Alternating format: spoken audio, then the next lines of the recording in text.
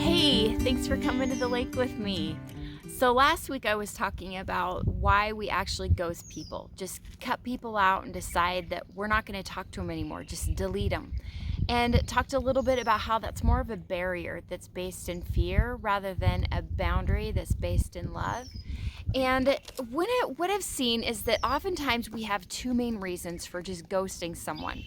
One is that we don't want to have a conversation. We don't want to tell them the truth about where we're at. And so we just avoid it and delete them just kind of on the down low.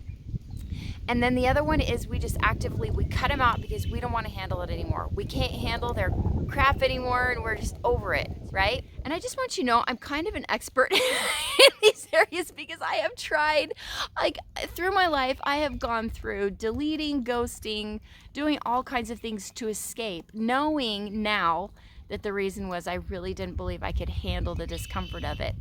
But what it ended up doing was pulling out more feelings of like guilt and resentment and bitterness and justification. And those are things that hurt me. And in my efforts to try to get someone to not dislike me, I ended up disliking myself. I didn't like how I showed up in those moments. So if I could just be honest with you and tell you how I've done it wrong and what I've learned, like great, I'll do it. I'll do it for you. But here's what I'm thinking is that if we're okay feeling uncomfortable, then we can set ourselves up to have an uncomfortable conversation, which I'll be talking about next week. But let's talk today about when we actually decide we're ready to end the relationship. Maybe we've looked at it and we recognize maybe our values just don't align anymore. Maybe this person doesn't want me the way that I am when I'm being 100% myself and I'm not willing to pretend anymore. Or, we just decide that this is just how we want to love ourselves. It's not that we deserve wonderful treatment from other people. It's that we choose to treat ourselves with good treatment. We love ourselves. And so when we're more in a place like that where we're willing to feel discomfort, we're actually going to be able to open up some more options. One of the other reasons I don't like ghosting people is because I've seen the effects on other people. When we ghost someone else because maybe we just don't want to have a conversation or be truthful, I found that there's a lot of room for them to make up their own stories about what that means about them and why they're being rejected. And there's just this one conversation, this one instance just burned in my mind of a friend who had been ghosted by some people, and she was just crying and sobbing and like, what did I do? I don't understand. And I just don't think that's kind. I don't think it's kind. And when we talk about owning our own feelings and not taking responsibility for other people's feelings, that's saying that people get to choose how they feel with their own thoughts, but it doesn't mean being reckless and inconsiderate. And I want to consider other people's feelings when I'm making decisions that can affect other people. So let's say that I have decided that this friendship is complete, that it's just not one that I choose to have anymore. Something that I do is I make sure that I own it and make it just mean something about me. We can go ahead and decide, you know what, it's not them, it's just my personal preference, and I just choose not to bring it into my life anymore. Another situation that I had that just helped me see how this can be done, end a friendship in a kind and loving way, is when I got to say goodbye to my dad.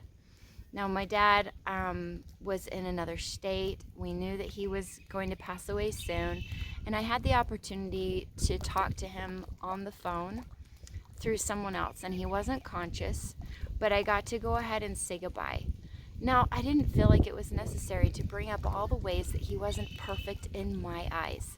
It just wasn't the time for it. We're beyond that.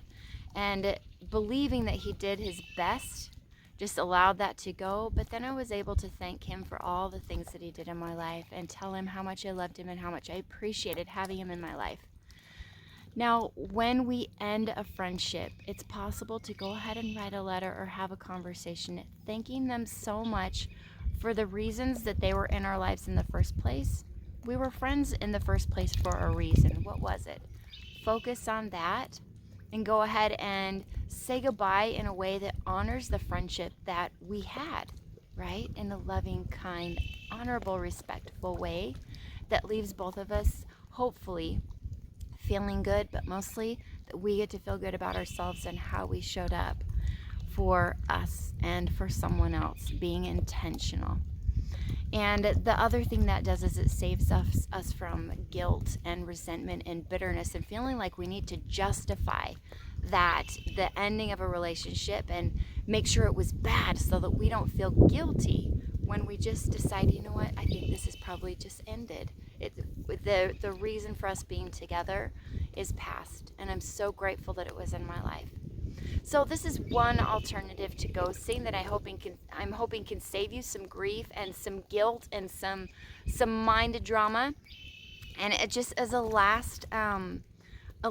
want to encourage you, just last of all, to go ahead and allow yourself to feel the grief and the loss of a friendship that's ending, even if you're ending it. You can go ahead and look back and be like, remember those times that we had? Those were so amazing. I'm so grateful for them. Go ahead and lean into that feeling and allow that to process with you too. Okay, so does this help you? Does this help you move past maybe a completed friendship or a completed relationship in a way that doesn't drum up a lot of mind drama or guilt or anger or resentment? I hope so. Because love just feels better if we can get to that place. It helps us so much. Is there a relationship in your life that you would just really rather have more peace with?